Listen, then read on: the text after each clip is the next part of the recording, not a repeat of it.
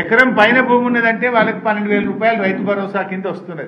కానీ ఎకరం లోపు ఉన్న రైతులు నష్టపోతున్నారు. అంటే ఇప్పుడు 5 గుంటలు అమ్ముకోవాలన్నా మీ దృష్టిలో?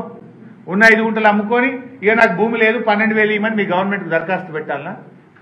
What you mean? ఇది కనీసం ఎవడన్నా మెడ మీద తలకాయ ఉంటోటి చేసే పని ఇది?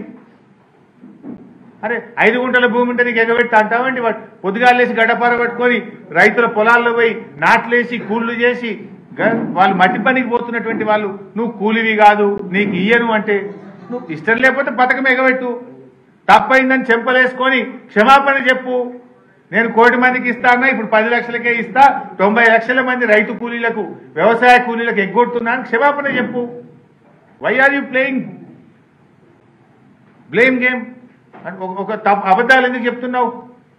అన్ని మోసమే కదా. అన్ని పంటలకు బోనస్ అంటివి మోసం చేస్తేవి, 2 లక్షల మీద ఉన్న వాళ్ళకు కూడా 2 లక్షలు రుణమాఫీ చేస్తా అంటివి మోసం చేయబడుతుంది, రైతు భరోసా 15,000 అంటివి మోసం చేయబడుతుంది, పంటల బీమా అంటివి మోసం చేస్తేవి. లాస్ట్కు పాపంగా వ్యవసాయ కూలీలను కూడా మోసం చేయాలనా? రెక్కాడితే డొక్కాడని వాళ్ళు పొద్దున్నేసి చెమట చుక్కలను నేల మీద వడుస్తూ పనిచేసేటువంటి గా కూలీలకు కూడా కోతబెట్టుడు అవసరమా రేవంత్ రెడ్డి గారు? దయచేసి ఆ దళిత గిరిజన బీసీ వ్యవసాయ కూలీల పక్షాన్ని ప్రభుత్వాన్ని నేను సవినయంగా కోరుతా ఉన్నా.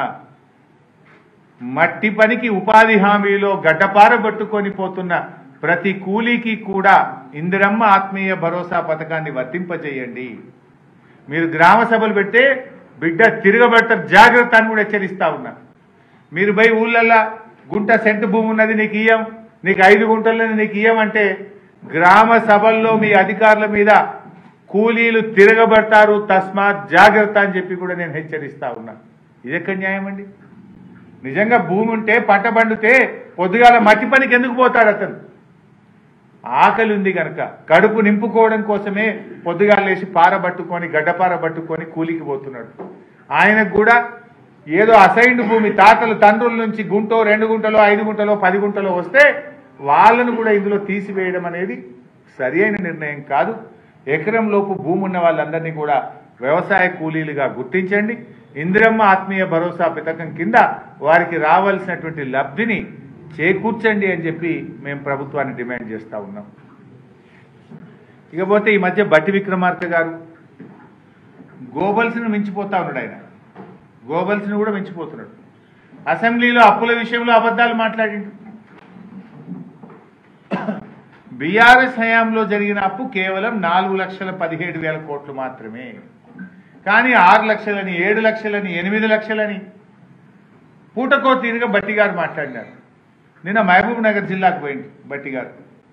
నాగర్ కర్నూలులో నిన్న మాట్లాడుతూ అట బీఆర్ఎస్ హయాంలో ఒక్క ప్రాజెక్టు పూర్తి కాలేదట, 1 ఎకరానికి నీళ్ళు ఇయ్యలేదని మాట్లాడతాడు. మాట్లాడేటప్పుడు కొద్దిగా సోయన్న ఉండాలి. నువ్వు నిలబడ్డ నాగర్ కర్నూలులో, మీరు మాట్లాడిన మహబూబ్ నగర్ జిల్లాలో బీఆర్ఎస్ హయాంలో 4,000 కోట్లు ఖర్చు పెట్టి 6,50,000 ఎకరాలకు నీళ్ళు ఇచ్చాం. నువ్వు 1 ఎకరానికి నీళ్ళు ఇవ్వలేదంటే 6.5 లక్షల ఎకరాల్లో ప్రతి పంటకు నీళ్ళు వచ్చే రైతులు నిన్ను ఏమనుకుంటారు? బట్టి విక్రమార్క గారు, మీ గౌరవం ఏమైనా ఉంటుందా? నువ్వు మాట్లాడిన ఒక మహబూబ్ నగర్లోనే 6.5 లక్షల ఎకరాలకు నీళ్ళు ఇచ్చాం, ఎన్నో ప్రాజెక్టులు పూర్తి చేశాం. మీరు పడావు పెట్టిన పండబెట్టిన ఆర్డీఎస్ కు పూర్వ వైభవం తెచ్చినాం. తుమ్మిళ్ళ లిఫ్ట్ పెట్టి ఆ ఆర్డీఎస్ లో 40,000 ఎకరాలకు నీళ్ళు ఇచ్చాం. చెక్ డ్యాములు కట్టాం, చెరువులు బాగా చేశాం. కల్వకుర్తి, నెట్టంపాడు, భీమా, కోయిల్ సాగర్ ప్రాజెక్టులలో పరుగులెత్తించి 6.5 లక్షల ఎకరాలకు నీళ్ళు ఇచ్చాం. బట్టి గారు మాట్లాడతారు 1 ఎకరానికి నీళ్ళు ఇవ్వలే, 1 ప్రాజెక్టు పూర్తి కాలేదని మాట్లాడితే ప్రజల్లో మీరే పలచనవుతారు. మీ విశ్వసనీయత మీరే తగ్గించుకున్న వాళ్ళు అవుతారు. ప్రజల్లో గౌరవాన్ని కోల్పోతారు. సోయి తెచ్చుకొని మాట్లాడండి. కావాలంటే నేను బహిరంగ చర్చకు సిద్ధం. బట్టి గారు, 1 ప్రాజెక్టు పూర్తి కాలేదు, 1 ఎకరానికి నీళ్ళు ఇవ్వలేదని నువ్వు అన్నావు కదా, ఎక్కడికి రమ్మంటావు? మధిరకు రమ్మంటావా? ఖమ్మంకు రమ్మంటావా? సెక్రటరేట్కు రమ్మంటావా? మీ ప్రగతి భవన్కు రమ్మంటావా? లేదు ఏ మీడియా ఆఫీస్కు రమ్మంటావో చెప్పు, నేను వస్తా. 1 ఎకరానికి నీళ్ళు ఇవ్వలేదని నువ్వు అన్నావు, 1 ప్రాజెక్టు పూర్తి చేయలేదన్నావు కదా, ఎన్ని ఎకరాలకు నీళ్ళు ఇచ్చినామో, ఎన్ని ప్రాజెక్టులు పూర్తి చేసినామో లెక్కలతో సహా నేను వస్తా. మీరు సిద్ధమా అని నేను అడుగుతా ఉన్నా. ఒకవేళ తప్పైతే గౌరవంగా, హుందాగా నేను తప్పు మాట్లాడినా, పొరపాటు మాట్లాడినా, నా పిఆర్ఓ తప్పు రాసిచ్చిండని చెప్పి క్షమాపణ చెప్పండి. కానీ ఇట్లా వేగ్గా అసెంబ్లీలో అబద్ధాలే, బయట కూడా అబద్ధాలు మాట్లాడితే ప్రజల్లో మీ విశ్వసనీయత పోతుంది, ప్రజలు మిమ్మల్ని నమ్మకుండా పోతారని చెప్పి బట్టి గారిని నేను కోరుకుంటూ సెలవు. Thank you.